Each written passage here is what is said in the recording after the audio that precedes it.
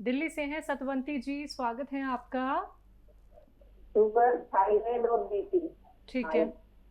और मैं पूछना था, लोग कहते हैं कि ज्यादा सिरका मत पियो, तो मैंने पूछना था कि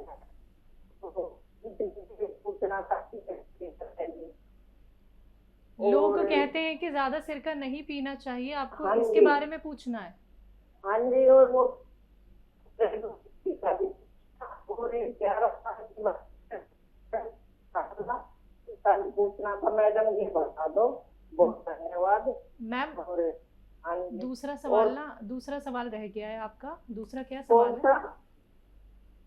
सिरके हाँ के जी। अलावा जो सवाल कर रही थी आप। हाँ, वो 11 साल की बच्ची का थोड़ा रंग सांवला है। अच्छा, ठीक है। हाँ जी। बच्ची को आंवले का सेवन कराइए।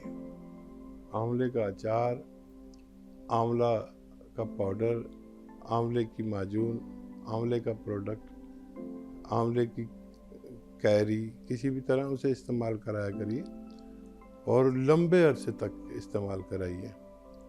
बच्ची को फ़ायदा होना मुमकिन है। और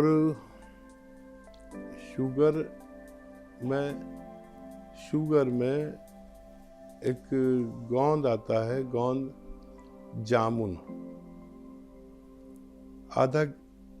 एक चुटकी सुबह, एक चुटकी शाम खाया करें। आपकी शुगर कंट्रोल रहती है। एक चुटकी सुबह, एक चुटकी शाम पानी से खाया करें और अपनी दवाएं भी खाएं, शुगर कंट्रोल रहती है।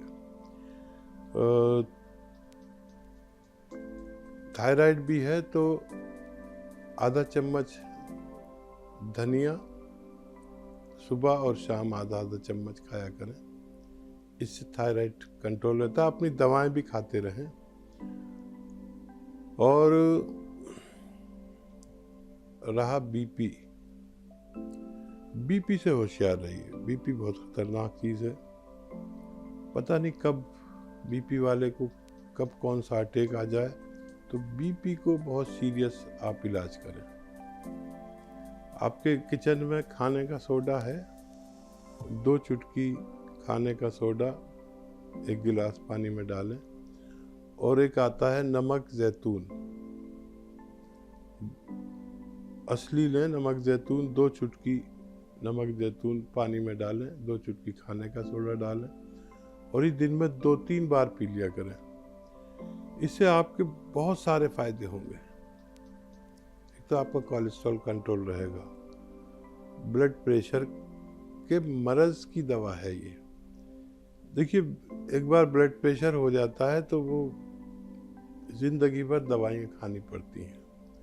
लेकिन ये नुस्खा लेने से आदमी का ब्लड प्रेशर का मर्ज जाता रहता है। 6-7 महीने नुस्खा खाएं तो आपको फायदा मुमकिन है। जी, AK सिंह जी, स्वागत है आपका। होती है शुगर की। आप शुगर के पेशेंट हैं, और बताइए। और तो कोई तकलीफ नहीं है। ठीक। हाँ, देखिए, शुगर के पेशेंट की अभी बात चल रही थी कि शुगर पेशेंट अपनी दवाओं का ख्याल रखें, वक्त पर दवाएं खाएं। कभी कभी शुगर को मापना भी चाहिए। और शुगर के पेशेंट ऐसा नहीं है कि कुछ भी मीठा नहीं खा सकते। मैं अभी बता रहा था कि एक आम खा सकते हैं रोज़ाना अपनी दवाओं के साथ। एक आम खा सकते हैं और संतरा खा सकते हैं, नाशपाती खा सकते हैं और आड़ू तो पेट भर के खा सकते हैं।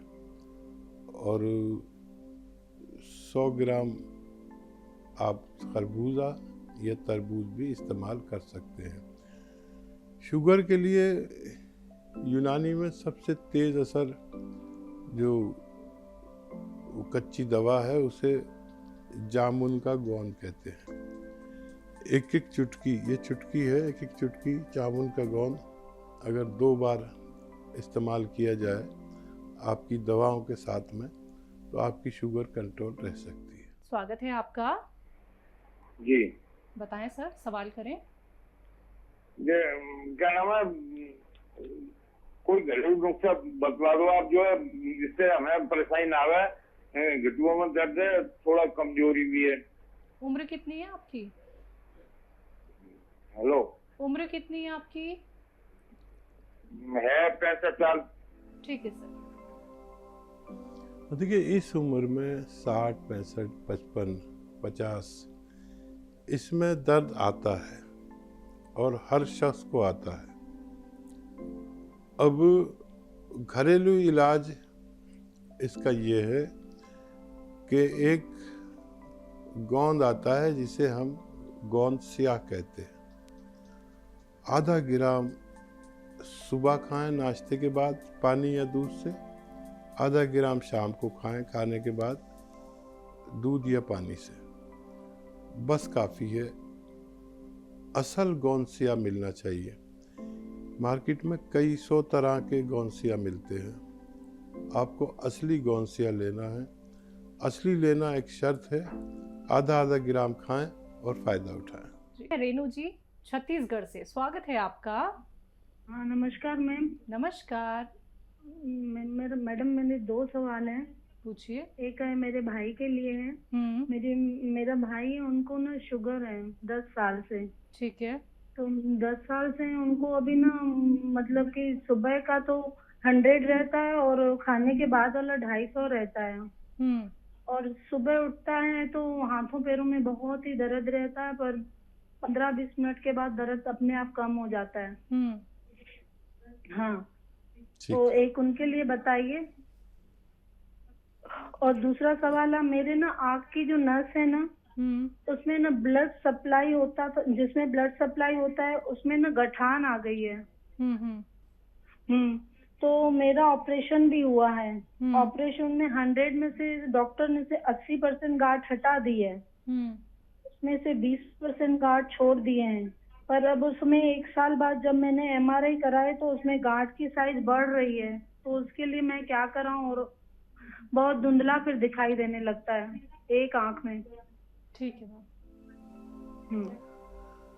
बेटा, आँख के बारे में अब तो डॉक्टर ही करेंगे, क्योंकि वो ऑपरेट कर चुके हैं। अगर वो चीज़ बढ़ेगी तो शायद दोबारा से ऑपरेशन करना होगा। यही एक इलाज है, क्योंकि वो चीज़ बढ़ रही है। तो डॉक्टर के मशवरे से आप जो चाहे कर सकते हैं, फैसला ले सकते हैं। और देखिए, जिसके भी दर्द हो, भाई के बारे में बात कर रहा हूँ, जिसके भी दर्द हो हाथों में, पैरों में, कमर में, घुटनों में, गोंसिया एक ऐसी कच्ची औषधि है जो अगर असली मिल जाए, नकली बहुत मिलती है, तो आधा आधा ग्राम 2 बार खाने से किसी भी किस्म का दर्द जाता रहता है। और शुगर के लिए अपनी दवा भी खाते रहें। और एक औषधि है जिसे जामुन का गोंद कहते हैं। जामुन का गोंद 1 चुटकी सुबह और 1 चुटकी शाम, खाने से पहले या खाने के बाद यूज़ किया करें। ये उनकी शुगर को बहुत कंट्रोल रख सकता है। जी। दीपा जी से बात कर लेते हैं। स्वागत है आपका। जी मैम, मेरे ना 1-2 सवाल है। उस दिन भी सवाल की थी, लेकिन हमारे यहाँ ना लाइट गोल हो गई थी। उसी समय इतना कर रहा था कि लाइन में सवाल भी कर चुकी, लेकिन मेरा ना आंसर के समय ना लाइट गोल हो चुकी है। मैम, वो कान के बारे में पूछ रही थी कि कान में जिसको बहुत दर्द होता है तो क्या करना चाहिए। और ना मैडम, मेरा एक सवाल है कि मेरी दादी सास है, वो ना 80 साल की है, तो वो ना घुटनों में इतना दर्द होता है कि वो चल नहीं पाती है। लेकिन वो मैं उसको ना गोंसिया देती थी, हम बहुत पहले से अपना रहे हैं, जैसा कि आप भी जानते होंगे। तो मैंने उसको गोंसिया दिया, तो लेकिन उसको ना पेट में बोल रही थी मेरे को लूज मोशन टाइप का लग रहा है, तो 1-2 डोज लेके और छोड़ दी। तो उसके लिए क्या करना चाहिए? जैसे उसको लूज मोशन न ले रहे और वो जैसे लेती रहे।